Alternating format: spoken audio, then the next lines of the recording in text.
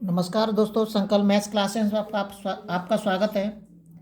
महात्मा गांधी का जो पार्ट चल रहे हैं, हम उसमें आगे बताते हैं आपको। जो मुख्य चीज़ है वही आपके सामने प्रस्तुत है और आप स्क्रीनशॉट लेके इनके नोट्स बनाते रहें। उत्तर प्रदेश में यूपी पुलिस का नोटिफिकेशन आ चुका है। आप कंटिन्यू तैयार रखें और अपनी मंजिल पर पहुँचें। देखिए, इससे आगे चलते हैं हम। दांडी यात्रा जो कल बताया था मैंने, कांग्रेस का लाहौर अधिवेशन, उसमें जो मुख्य पॉइंट था वो मैंने आपको बता दिया था। अब आता है दांडी यात्रा। दांडी यात्रा जो शुरू हुई थी 1930 से शुरू हुई थी। दांडी यात्रा से ही क्या जुड़ा हुआ है हमारा, सविनय अवज्ञा आंदोलन। क्योंकि दांडी यात्रा जैसे ही खत्म हुई थी तो तुरंत सविनय अवज्ञा आंदोलन शुरू हो गया था। ये आपको ध्यान रखना है, बहुत ही ज़्यादा इंपॉर्टेंट चीज़ है। सविनय अवज्ञा आंदोलन शुरू हुआ था 12 मार्च 1930 ईस्वी को। जैसे ही दांडी मार्च खत्म हुआ था तुरंत सविनय अवज्ञा आंदोलन शुरू हो गया था।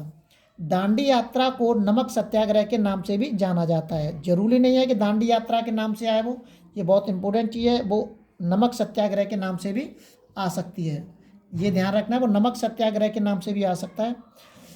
इसमें कितने अनुयायी थे? 78 अनुयायी। जो इम्पोर्टेंट है उस पर मैं निशान लगाता चलता हूँ। 78 अनुयायी आए थे इसमें। 78 अनुयायियों के साथ सरोजनी नायडू, महात्मा गांधी ने साबरमती आश्रम से, ये नाम याद रखना है सरोजनी नायडू का। महात्मा गांधी तो थे ही, और ये भी याद रहेगा आपको, लेकिन इनके साथ ये भी याद रखना है, बहुत इंपॉर्टेंट है। साबरमती आश्रम से 12 मार्च 1930 को दांडी के लिए यात्रा प्रारंभ की थी।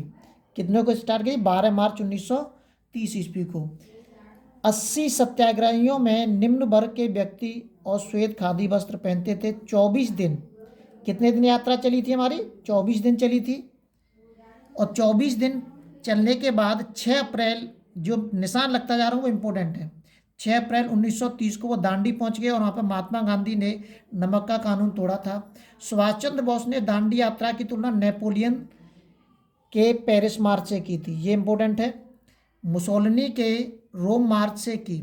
15 मई 1930 को महात्मा गांधी को गिरफ्तार कर लिया गया था, 15 मई 1930 को। लेकिन इससे पहले सविनय अवज्ञा आंदोलन शुरू हो गया था, मैंने आपको पहले बता दिया है। जो दांडी मार्च का मतलब सविनय अवज्ञा आंदोलन ही है। अब इसके बाद शुरू होता है लाल कुर्ती आंदोलन। ये 1930 में शुरू हुआ था। इसमें क्या याद रखना है, इसकी सन याद रखनी है आपको, और ये याद रखना है खान अब्दुल गफ्फार खान के द्वारा भारतीय, इसका नाम याद रखना है कि लाल कुर्ती आंदोलन किसने शुरू किया था? खान अब्दुल गफ्फार खान ने। और भारतीय राष्ट्रीय कांग्रेस के सविनय अवज्ञा आंदोलन के समर्थन ने खुदाई खिदमतार के नाम से चलाया था। जो लाल कुर्ती आंदोलन है इसको खुदाई खिदमतार के नाम से भी जानते हैं, किसी भी नाम से आ सकता है, ध्यान रखना, ये नाम या यही नाम। और इन दोनों का संपर्क किससे है? खान अब्दुल गफ्फार खान से। इसमें लोग लाल वस्त्र पहनते थे। खान गफ्फार खान जो है वो उपाधि है इसकी। इसकी उपाधि कितनी है? ये जो उपाधि है ये ज़्यादा जो अंदर के क्वेश्चन है उनके लिए आप स्क्रीनशॉट लेते जाएं और नोट्स तैयार करते रहें। आगे देखते हैं। आगे दे रखा है, ये कोई इम्पोर्टेंट नहीं है, ये भी आपके लिए इम्पोर्टेंट नहीं है। ये आता है प्रथम गोलमेज सम्मेलन 1930 में। प्रथम गोलमेज सम्मेलन जो शुरू हुआ था 12 नवंबर 1930 को, 30 से चला था और 19 जनवरी 1931 तक चला था। इसमें जो याद रखना है आपको, ये तिथि भी याद रखनी है और ये जगह याद रखनी है। लंदन में सेंट जेम्स पैलेस। कहाँ पे चला था? लंदन में सेंट जेम्स पैलेस और में आयोजित किया गया था। इसकी जो अध्यक्षता की थी, अध्यक्षता याद रखनी है आपको, मैकडोनाल्ड, इसकी अध्यक्षता याद रखनी है। इसका उद्घाटन किसने किया था? जॉर्ज पंचम ने किया था, ये याद रखना है। इसमें प्रथम बार भारतीयों को अंग्रेजों ने बराबरी का सम्मान दिया था। यह सम्मेलन कांग्रेस के बहिष्कार के फलस्वरूप असफल था। सिखों में, अब इसमें ये जो पॉइंट दे रखे हैं इसलिए दे रखे हैं कि प्रथम गोलमेज सम्मेलन में सिखों की तरफ से किसने भाग लिया था? सरदार पूर्ण सिंह ने। एंग्लो इंडियन की तरफ से किसने भाग लिया था? केटी पाल ने। और दलित वर्ग की तरफ से किसने भाग लिया था? डॉक्टर भीमराव अम्बेडकर ने। ये इंपॉर्टेंट है, ये तीनों पार्ट इंपॉर्टेंट हैं, ये इंपॉर्टेंट है, ये और ये तिथि और ये जगह, ये याद रखना है आपको। अब आता है महात्मा गांधी द्वितीय गोलमेज सम्मेलन में आते हैं। गांधी इरविन समझौता 1931 को हुआ था, 5 मार्च 1931 को हुआ था। अब देखिए गांधी इरविन समझौता क्यों हुआ था, इसके बारे में थोड़ा सा बता देता हूँ मैं आपको कि जो प्रथम गोलमेज सम्मेलन हुआ था 1930 में, इसमें कांग्रेस सफल नहीं हुई थी, लेकिन भारत के अंदर कांग्रेस एक बड़ी पार्टी के रूप में उभर रही थी, जिसलिए वहाँ पे रहने वाले जो राष्ट्रपति थे सम्राट, और इन्होंने मैकडोनाल्ड ने इरविन के ऊपर, इरविन जो वायसराय था इसके ऊपर दबाव बनाया और इससे बोला कि आप किसी भी तरीके से महात्मा गांधी जी को बना लीजिए, मना लीजिए, और ताकि वो द्वितीय गोलमेज सम्मेलन में भाग ले सके, क्योंकि जो मेन पार्टी है अगर वो ही गोलमेज सम्मेलनों में अगर भाग नहीं ले पाएगी तो गोलमेज सम्मेलन हमारे सफल हो ही नहीं सकते हैं। इसलिए इरविन ने महात्मा गांधी की सभी बातें मान ली थी इसमें, और सभी बातें मान के ये गांधी इरविन समझौता हुआ था। इसमें ध्यान रखना है गांधी इरविन समझौता किसके बीच में हुआ था, महात्मा गांधी और वायसराय इरविन के बीच में हुआ था। कब हुआ था, 5 मार्च 1931 को हुआ था।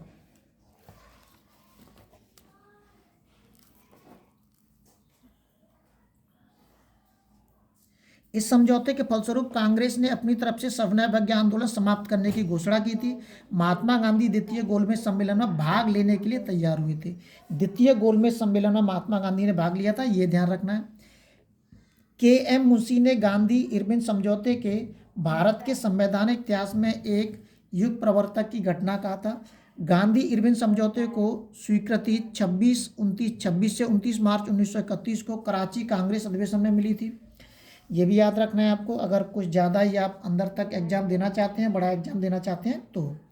इसकी अध्यक्षता किसने की थी, इस अधिवेशन की कराची में सरदार वल्लभ भाई पटेल ने अध्यक्षता की थी। इस सत्र में प्रथम बार कांग्रेस ने मौलिक अधिकारों और राष्ट्रीय कार्यक्रमों में संबंध प्रस्ताव पारित किए थे। ये टीजीटी पीजीटी के लिए मुख्य क्वेश्चन है जो इसके अंदर ज़्यादा अंदर तक हैं।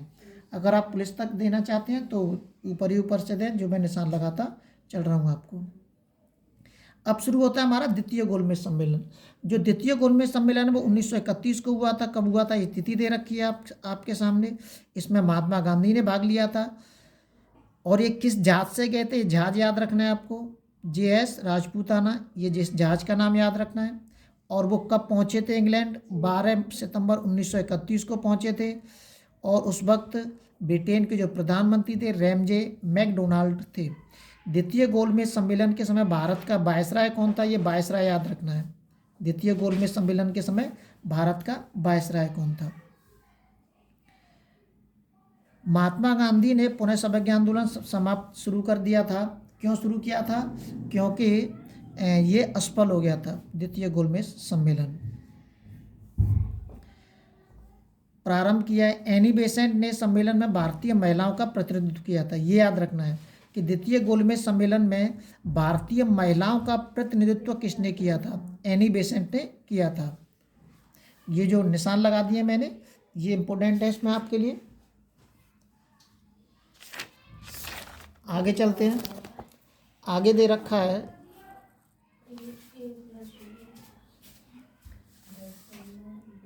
अगर आप ज़्यादा अंतर तक एग्जाम देना चाहते हैं टीजीटी पीजीटी का या कोई और बड़ा एग्जाम, तो आप इनके नोट्स बनाते रहें, आपके लिए काम देंगे। पूना जो समझौता है वो बात 24 सितंबर 1932 को हुआ था। पूना समझौते में क्या याद रखना है आपको, केवल कि ये नाम याद रखने हैं, मदन मोहन मालवीय, राजेंद्र प्रसाद और राजगोपालचारी, ये पूरे इनके प्रयत्नों से हुआ था, ये याद रखना है आपको। और इसमें 24 सितंबर 1932 को महात्मा गांधी व दलित नेता अंबेडकर के बीच हुआ था।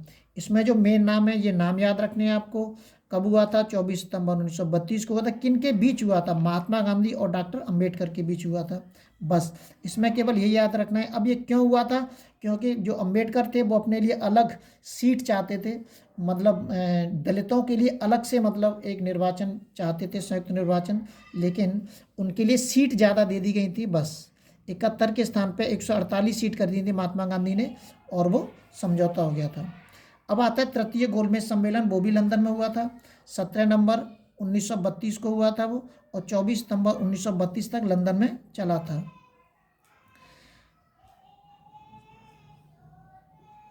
डॉक्टर भीमराव जो अंबेडकर हैं, उन्होंने तीनों गोलमेज सम्मेलनों में भाग लिया था, ये याद रखना है।